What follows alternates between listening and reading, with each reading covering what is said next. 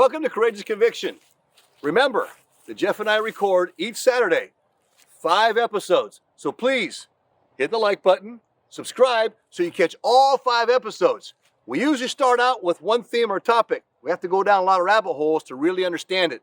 Some things are more sensitive than others right now, what's going on in the world.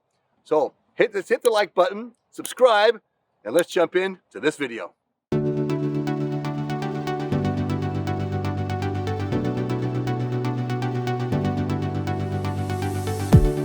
Care for ourselves and our neighbors and support bishops as they care for others.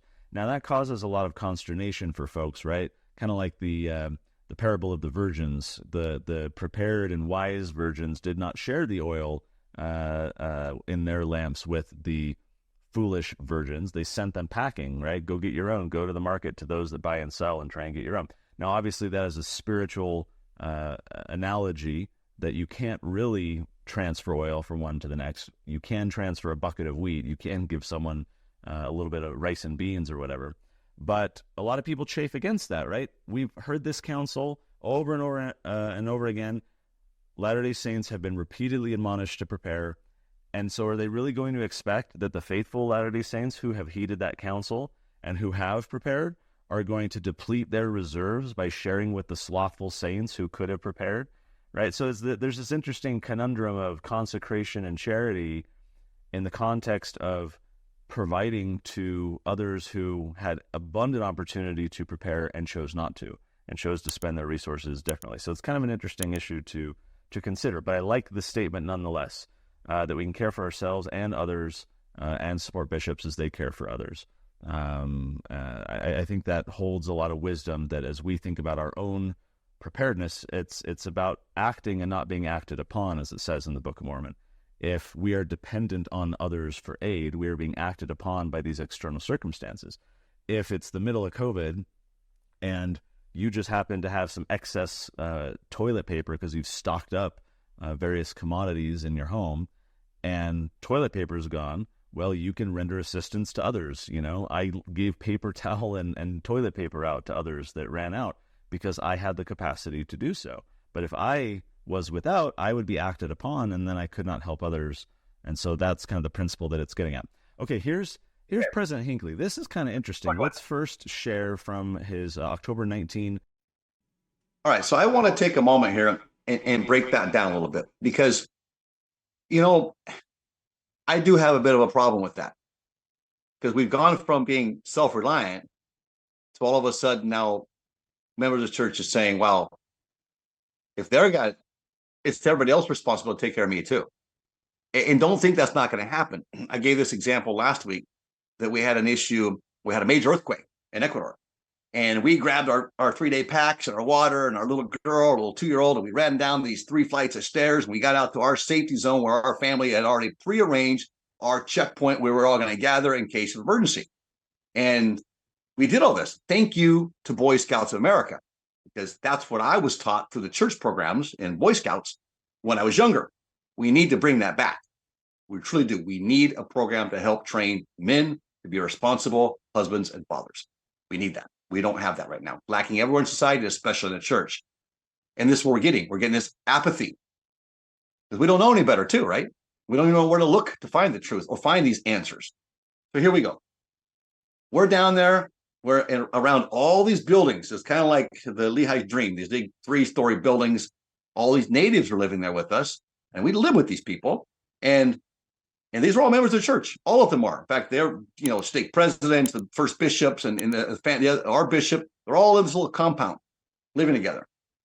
And our bishop's family, this whole family, are standing up and opening the window, mocking us as their building is shaking and moving, right? From the tremors of the earthquake and the aftershock. And we're out there in our little area, and we got our daughter, and we're just kind of waiting for everything to happen. They're pointing the fingers at us. Now, everything passes about a half hour.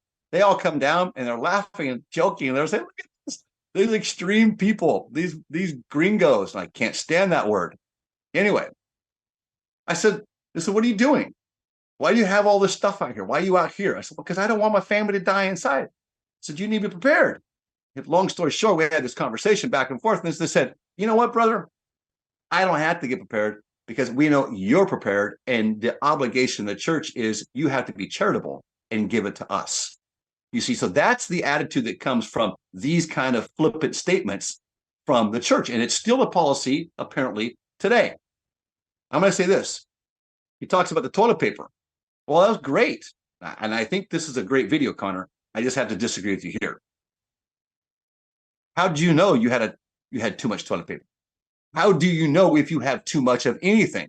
Because you don't know how long it's going to go for. It's not like, okay, we're going into a crisis, it's going to be 90 days. Well, I got 120 days, so I can actually go and share it with other people then, right? The parable of 10 virgins is very real and alive here. That oil is a spiritual transfer. And because preparedness is a commandment, that is also a spiritual transfer, okay? So go with me on this. Now, am I saying that if somebody's starving or somebody just doesn't have, am I going to let little children starve when I would give up a meal of mine for a day or fast once a week to give to somebody else? Yes, I would. I'm not going to take that out of my children's mouth. I can't ask it of my wife.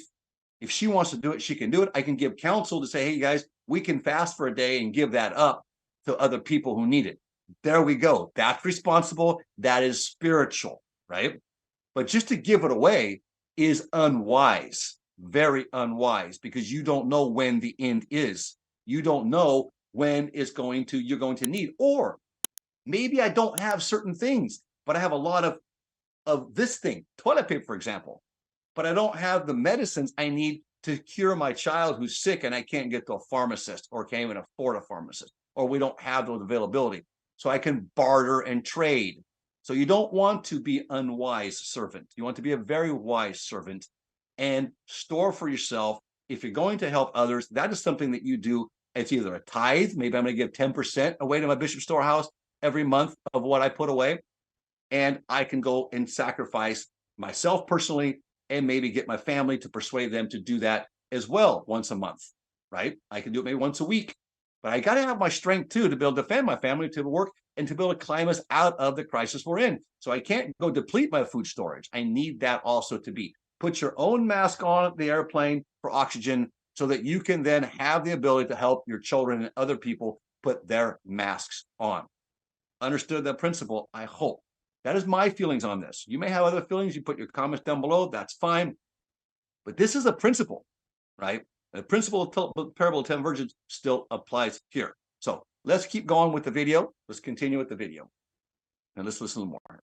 98 remarks on self-reliance. The time has come to get our houses in order.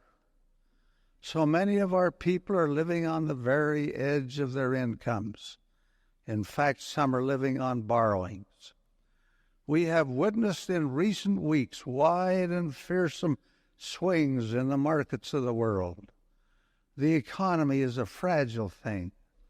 A stumble in the economy in Jakarta or Moscow can immediately affect the entire world. It can eventually reach down to each of us as individuals.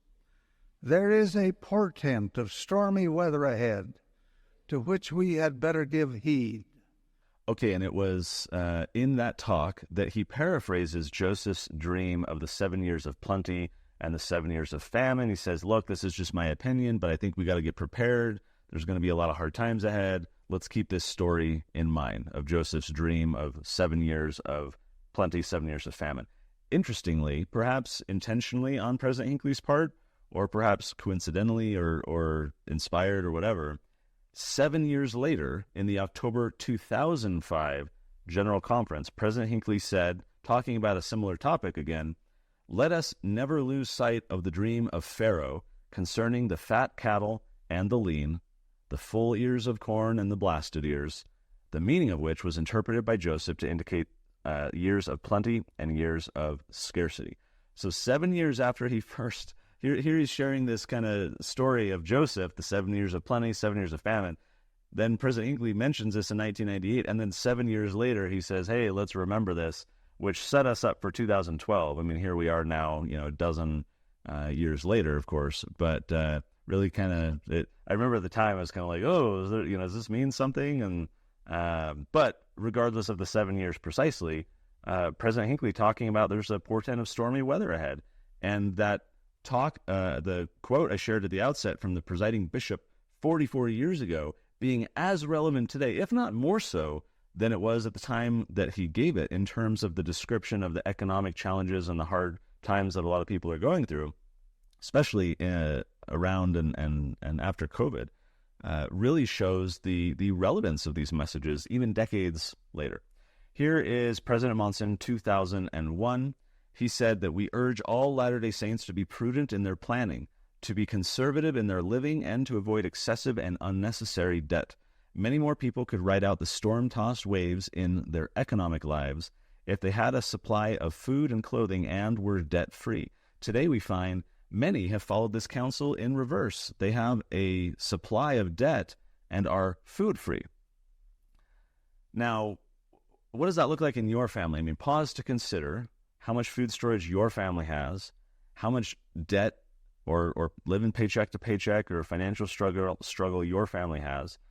And then let's extrapolate that. What does that look like for the whole church or just your ward? I thank you for being with us on Courageous Conviction. Remember, there's 5 episodes each week that we put out.